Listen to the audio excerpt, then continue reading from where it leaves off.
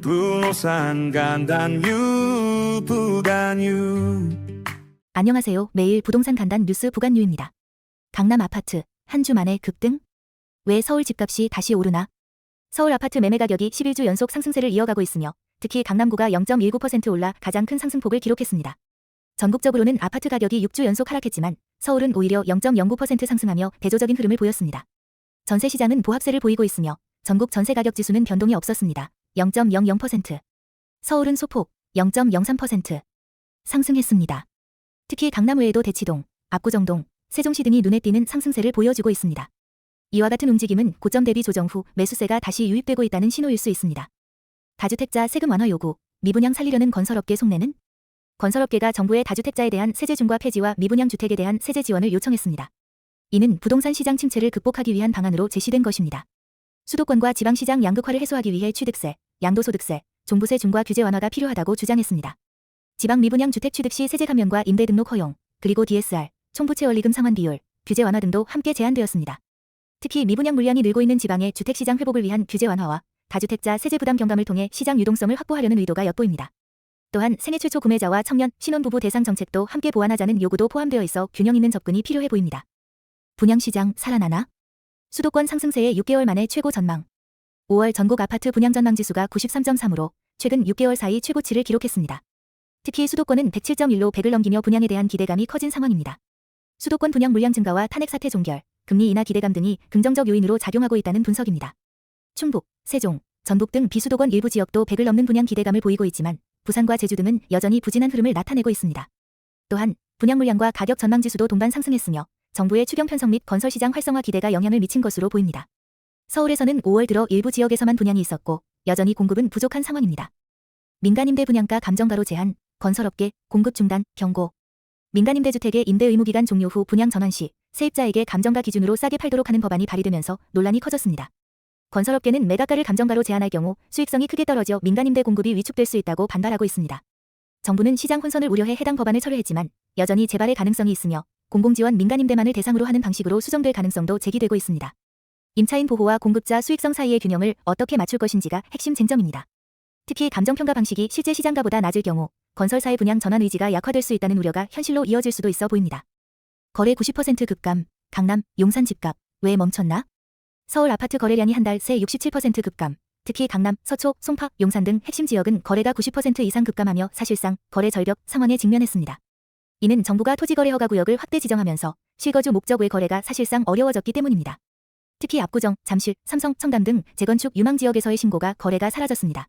중개업소들은 거래량 급감으로 인해 가격 하락 압박이 시작될 가능성을 경고하고 있습니다. 일부 지역에서는 매물 자체가 사라지는 등 관망세도 심화되고 있습니다. 통계에 따르면 예를 들어 강남구는 거래량이 3월 802건, 4월 37건, 서초구는 410건 11건, 용산구는 260건 11건으로 급감했습니다. 이는 정책에 따른 직접적인 거래 위축으로 분석됩니다. 이번 현상은 공급 불균형과 정책 규제의 복합적 영향으로 해석되며 향후 시장이 안정화될지 여부는 정책 완화 여부와 금리 흐름에 달려 있습니다. 13조 들인 가덕도 신공항, 왜 멈췄나? 현대건설도 철수. 현대건설이 수익성 부족 등을 이유로 사업에서 철수하면서 가덕도 신공항 사업이 사실상 좌초 위기에 놓임.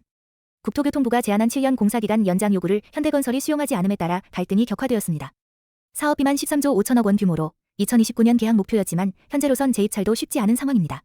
국토부는 정치적 이유로 무리하게 사업을 밀어붙였고 설계와 수익성, 안전성 등에서 충분한 검토 없이 진행된 점이 문제로 지적되고 있습니다. 또한 매립공사와 해상공사라는 높은 기술적 난이도와 지역 특성상 발생할 수 있는 환경, 안전 문제도 현대건설 측이 철수를 결정한 배경 중 하나로 꼽히고 있습니다. 이처럼 정치 논리가 앞서면서 민간 사업자의 리스크 감당 한계를 넘어서게 되었고 전체 사업이 재검토 또는 중단 수순을 밟을 가능성이 커지고 있습니다. 부동산 전문가들 경고, 서울 집값, 키 맞추기 시작됐나? 강남을 중심으로 한 서울 집값의 상승이 다른 지역으로 확산되는 키 맞추기 현상이 나타나고 있으며 단기적으로는 입주 가뭄과 공급 공백이 가격 상승 압력으로 작용할 수 있다는 분석이 나왔습니다. 총부채 원리금 상환 비율, DSR, 규제와 미국 금리 정책 등 외부 요인도 주택시장에 영향을 줄 가능성이 있으며 정부 정책의 방향에 따라 시장 흐름이 크게 바뀔 수 있다는 의견이 제시되었습니다. 2027년까지 수도권의 신규 입주 물량이 부족할 것으로 전망되며 이에 따라 서울 외곽이나 경기 일부 지역에 중장기 투자 가치가 있다고 전문가들은 조언했습니다. 특히 행사에 참석한 전문가들은 지금이 매수 타이밍이라기보다는 신중하게 접근해야 하는 시기라고 입을 모았으며 금리가 급격히 내리거나 정책 변화가 있을 경우 상황이 빠르게 달라질 수 있다고 강조했습니다. 월세, 전세 소득, 세금 줄이려면? 임대사업자 꼭 알아야 할 절세법. 2주택 이상 보유자가 주택을 임대해 월세나 전세보증금을 받는 경우 매년 5월 소득세 신고 대상입니다. 특히 보증금 합계가 3억 원을 초과하면 과세 대상이 될 수 있습니다.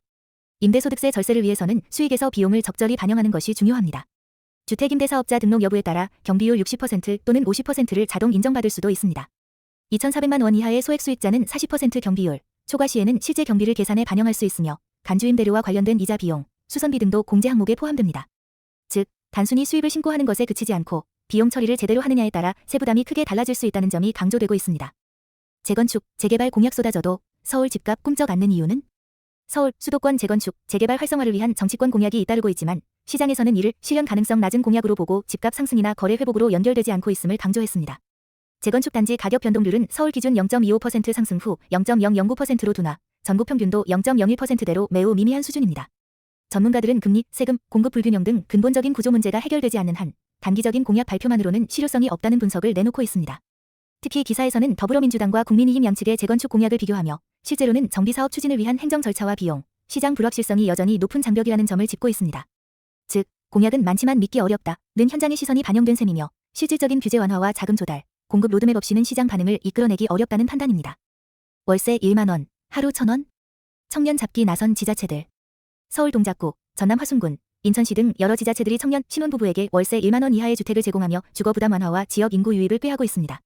대표적으로 서울 동작구는 신혼부부 만원 주택, 전남 화순군은 만원 임대주택, 인천시는 1,000원 주택을 시행하고 있으며 지원 경쟁률도 상당히 높아 큰 관심을 끌고 있습니다.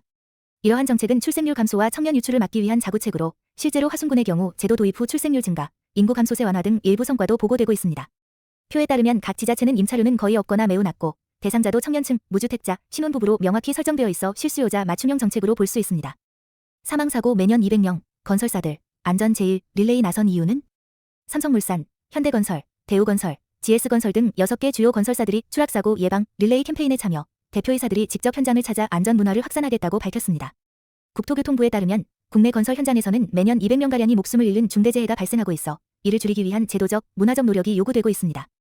AI CCTV, 안전벨트 경보장치, 고위험 구역 안전표지판 등 첨단 기술 도입, 안전점검 활동 강화, 공공기관, LH 등의 기준 개선 등이 함께 추진되고 있습니다.